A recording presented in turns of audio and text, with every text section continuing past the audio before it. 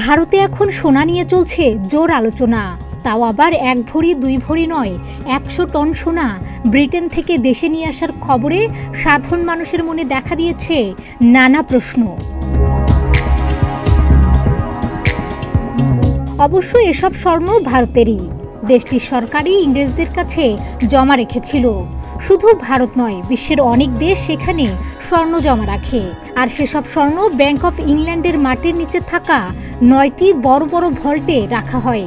কেউ চাইলেই ওই ভল্টে যেতে পারেন না, একমাত্র ইংল্যান্ডের রাজা বা রানী ওই ভল্টে যেতে পারেন। দ্য টাইমস অফ ইন্ডিয়ার প্রতিবেদনে বলা হয়, 100 মেট্রিক টন সোনা ব্রিটেন থেকে ভারতে ফিরিয়ে আনছে আরবিআই। এখন থেকে এসব সোনা থাকবে রিজার্ভ ব্যাংক অফ ইন্ডিয়ার ভল্টে। মনে প্রশ্ন আসাটাই স্বাভাবিক, কেন ভারত সোনা রেখেছিল ব্রিটেনে? যে ইংরেজরা প্রায় 200 বছর শাসন করেছে, তাদের কাছেই সোনা রাখার কি প্রয়োজন ছিল ভারতের? আর এসব প্রশ্নের উত্তরের জন্য জানতে হবে পেছনের গল্প। চলুন জেনে নেওয়া যাক সে গল্প। ভারত বিদেশ থেকে মূলত তেল আমদানি করে থাকে। মধ্যপ্রাচ্যের দেশগুলোর সঙ্গেই এই ব্যবসা করে ভারত। 1991 সালের আগে ভারতে প্রয়োজনীয় তেলের বেশিরভাগ যোগান আসত ইরাক থেকে।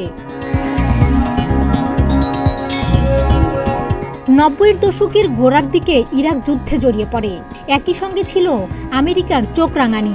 সব মিলিয়ে ভারতে তেলের সংকট দেখা দেয়। তেল কিনতে প্রয়োজন পর্যাপ্ত ডলারের, কারণ বিদেশে ভারতের মুদ্রা রুপি চলে না। কিভাবে ডলার পাওয়া যাবে তার পথ খুঁজতে থাকে তৎকালীন সরকার। আন্তর্জাতিক মুদ্রা তহবিল এবং বিশ্বব্যাংক থেকে ডলার নেওয়া ছাড়া উপায় ছিল না ভারতের।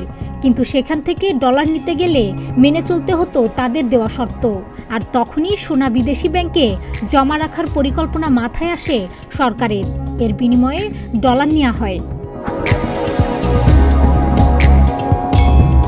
এই পুরো কাজ ভারত সরকার গোপনে করার চেষ্টা করলেও কয়েকটি সংবাদপত্রে তা ফাঁস হয়ে যায়।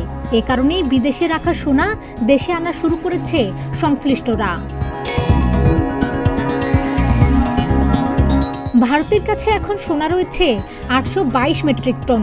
বিগত 5 বছরে ভারত 203.9 মেট্রিক টন সোনা কিনেছে।